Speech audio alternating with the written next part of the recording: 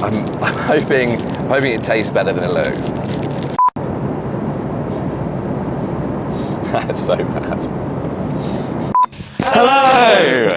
Welcome to Iceland! Right now we're in Reykjavik. We just arrived here because we're going to shoot something incredibly special to do with the Northern Lights. You're going to have to watch out for that one. But we want to take you on our journey to get here. We flew Icelandair. Liam, how did you fly? I flew in economy class today. Nicky, what about you? I experienced Saga business class on Icelandair on the Boeing 737 MAX 8. So come on this journey with us. Let's do it.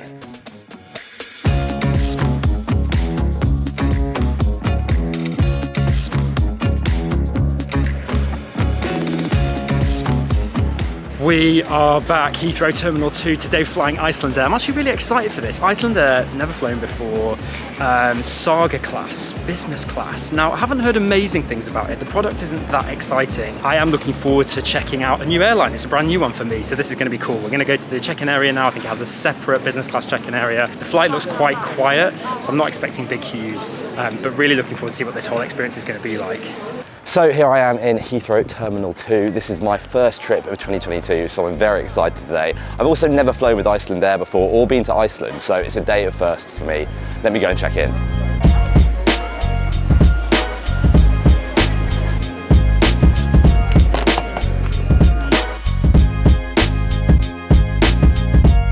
Thank you.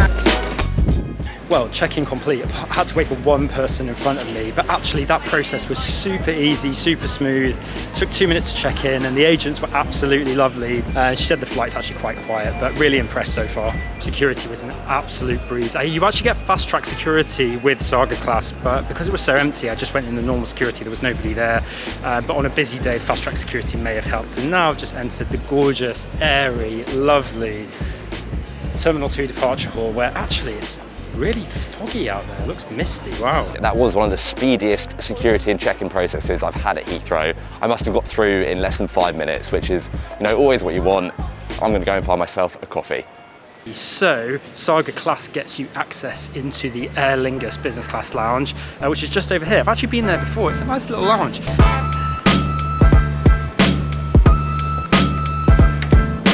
Hiya, how are you? Thanks so much.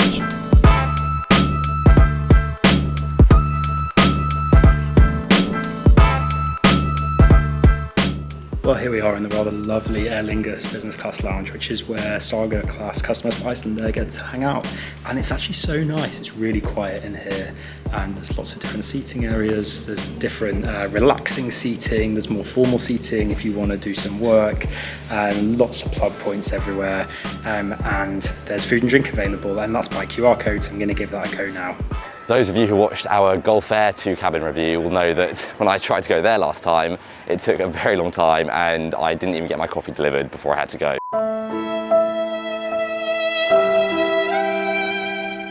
So we'll not be making that mistake again. Yeah, can I just get a cappuccino, please? Thank you very much. There you go, good old trusty Leon. You know, it's probably not going to win awards as the best coffee in the airport, but it's reliable, it does the job, and at least it actually came this time. So there's not the biggest selection of food and drink, but there is some hot soup of the day. I've ordered some bread rolls with that, and the cappuccino. Did get a slice of cake as well, carrot cake, one of my favourites. I hope that's decent. Okay, first up we've got the soup. It smells like tomato soup. It's got bits in it. The bowl is absolutely boiling and the soup is not that warm. It's a little bit disappointing. I did get a giant slice of carrot cake though. Threw my fork across the room, so can't use that, but I'll give it a little slice up. Still waiting for my cappuccino, mind. All right, I'll give them the cake. This is actually quite delicious. I don't know how to, I'm gonna shovel it in. Don't tell my mum about this. No manners. Overall, a comfortable, nice place to relax. Food, very unimpressive.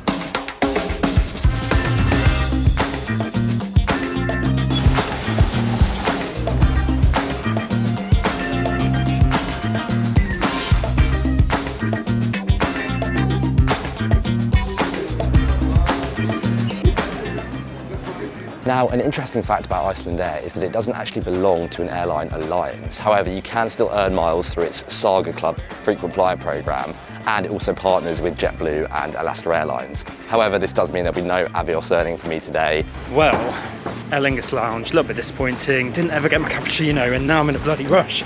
Gate A18 is very close. I think it's right at the bottom here. I mean, I can see A17, so there's nothing to be too worried about, I don't think. So actually, do you know what I've just realised? Never flown on a 737 MAX. Well, I'm on the escalators and look where I found Mr. Economy Spencer. How's it going for you? The economy's been pretty good so far. Heathrow's been pretty relaxed, quiet. It was really sunny earlier and nice and airy and bright. So now I've had a coffee, I've had a nice relaxing time. What about you? How was the Aer Lingus Lounge? The Aer Lingus Lounge, as we would say, has been a bit rubbish. Why is that? I think we're going the right way. That's a good start. It's fine. No, I think it wasn't that great. Didn't get any food really. I got a bit of soup and my coffee never came. They better feed me well on here or I'm in trouble. I hope they do. Fingers crossed. Hi, how are you? Thank you very much.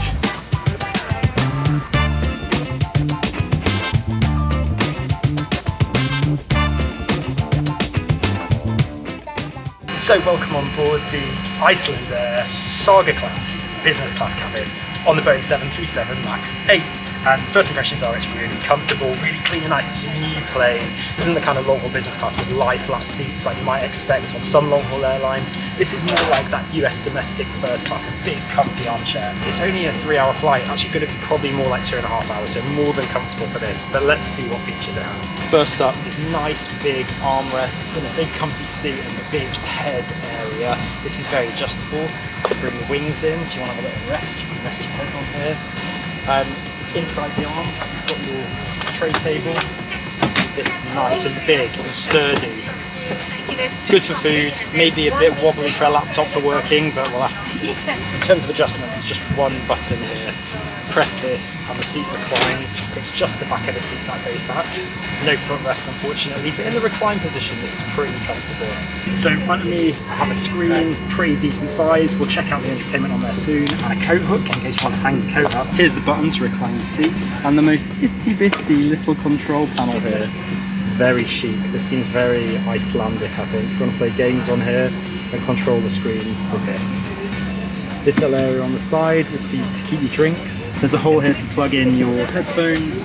In terms of power outlets, right ahead of you there is a USB charging point.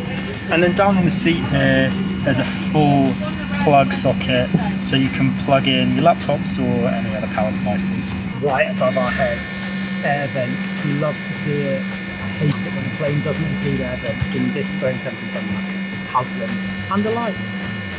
And finally, the leg room is pretty good here. Bulkhead is in front. If you have big legs, you might struggle a little bit. I think in the seats behind, with a little footrest, you might find more space in the footwells. But for me and my little legs, this will do nicely.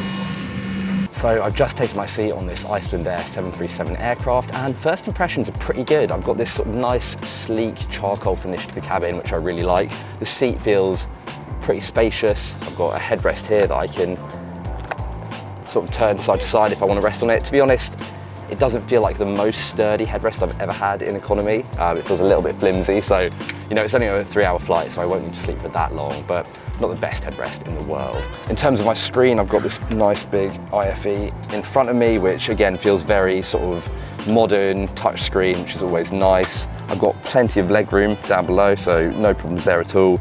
I've got, you know, your standard storage pocket along with the overhead storage above me. And then up here, I can control the airflow. I can put a reading light on if I want to. The IFE screen also has a built-in socket here that you can use to charge your phone or your camera or anything like that. It also has an audio jack to connect your own headphones in, which is always handy. There isn't another power outlet below as far as I can see. You only have the option of these two little sockets here. The tray table pulls out like so. Just flick it down and you can pull it out like that to make it a little bit bigger. As you can see, it's a decent size, not the biggest in the world, but probably enough to fit a laptop on and your meal when you need to. Okay, so now for the all-important recline test. Let's see how far back this goes. And that's actually not too bad, you know. Decent recline, fairly standard for economy. It feels like nothing Nothing too special, but if you were going to have a nap, that's definitely, I think, what you need to do. But yeah, decent recline, don't mind that at all. I do have a free seat next to me today, and beyond that, I have our video producer, Izzy, who's making her YouTube debut today, who's going to help us make loads of excellent additions to our video content. So great to have you here, Izzy, she's unfortunately taking up my lovely free row on this Icelandair flight today, which, I think we'll forgive her because she's helping out with a lot of stuff. So what can you do? In terms of amenities, just a couple of things already in my seat. First of all, this pillow. I think this passes the fluffy test. Liam would call this a fluffy pillow, I think. Very comfortable, nice to keep you comfy and cosy during the flight. And I've just been handed these Icelandair active noise cancellation headsets. They look relatively basic, very comfortable. Don't seem to be cancelling the noise that well right now, but maybe they'll be better once you're playing something through them from the screens. And last but not least, just a little nice touch, a bottle of Iceland water. So I've just been having another look through the onboard menu, and I've seen that you actually have to buy your own headphones for this flight. They cost €3, but they're only the small, gimmicky, often crappy quality little headphones that you get. And I don't know, I feel like for a flight like this with a fairly reputable carrier, you should be given headphones. You shouldn't have to pay extra for them. Obviously, I would always recommend bringing your own headphones when you're on a flight, but it's just another point where Icelandair probably lose a few marks compared to other carriers that I've flown with.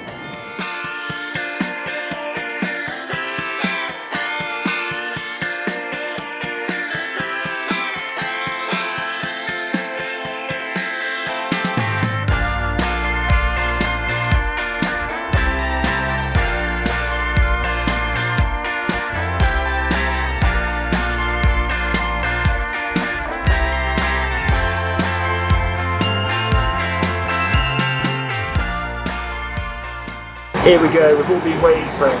What was the song again? It's time for the Cool Bell Challenge. The Cool Bell Challenge is now. Can't believe I remembered that. All the way from Qatar to here. Here we go. Cool Bell Challenge. Let's see how long it takes for the crew to come. The blue light is on and the race begins. How long is it going to take? The seconds are counting. Will they be quick? Will they not?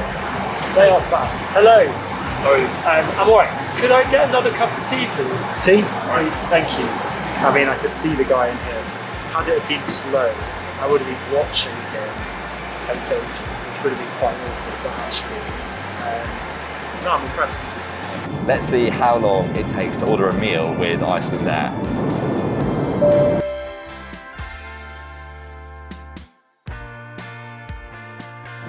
Hello. Could I get the Feed the Viking lamb stew? Yep. Thank you. To drink just a glass of water would be great, thanks. Thank you.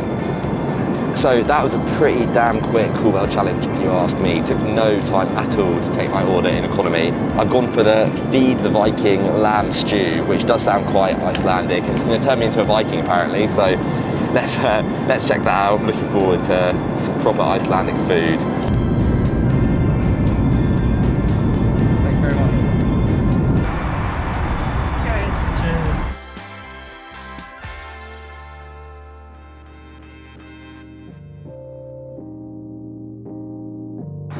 And I'm just kicking things off in classic boring me style with a Pepsi Max. I wanted Diet Coke, but it's Pepsi on this flight. It'll do. I'm not sure what this is. Like some kind of cheeky biscuits. Delicious, cheesy, crunchy, quackery biscuits. It's already a good start. Okay, so lunch is served, looking quite delicious, and alongside my lunch is this cute, gorgeous Olafsson Icelandic gin. So I'm gonna have a gin and tonic with lunch, why not? I mean, I think wine is the more normal thing to eat, but I couldn't resist this Icelandic vibe. Let's give this a pour. Yeah, keep going.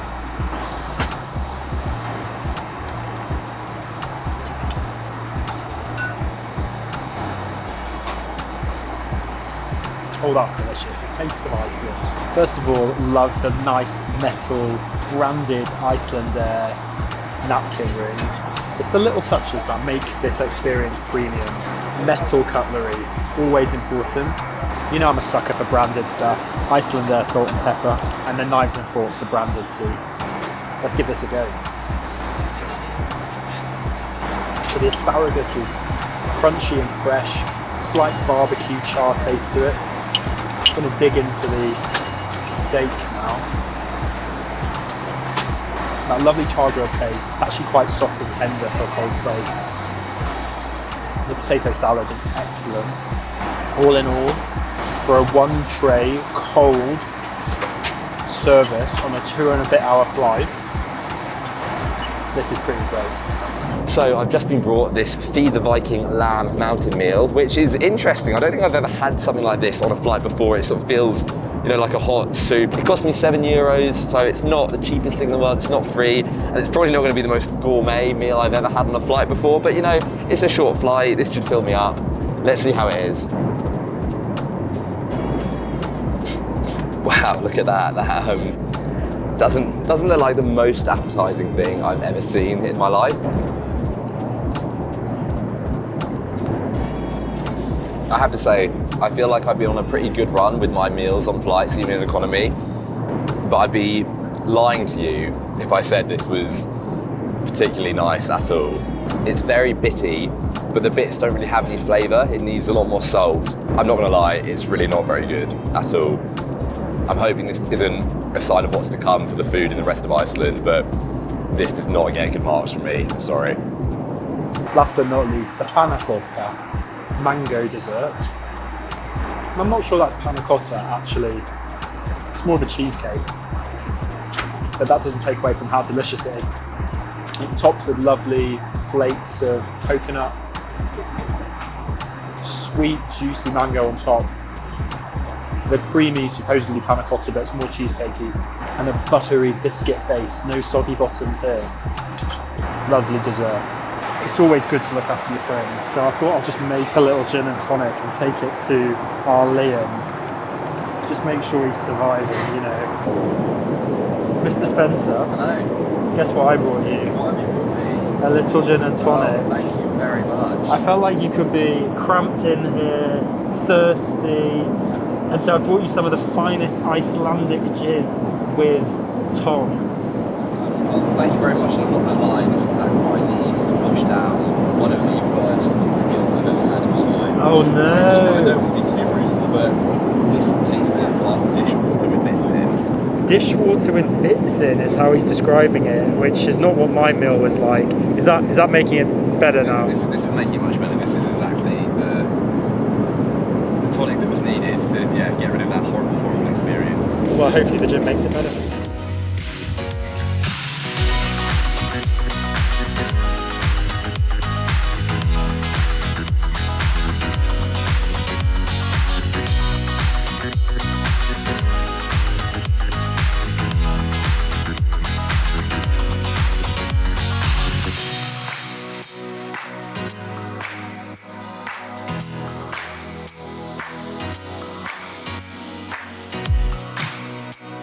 So there we go, that was Icelandair from Heathrow to Reykjavik out into the chilly but sunny Icelandic air. It was a pretty unspectacular flight, to be honest. I thought the food was not great at all. The seat was relatively comfy, but the service was fine. It was efficient but not particularly memorable. But overall, a very comfortable experience, and I am now delighted to be in this beautiful country. That was Icelandair.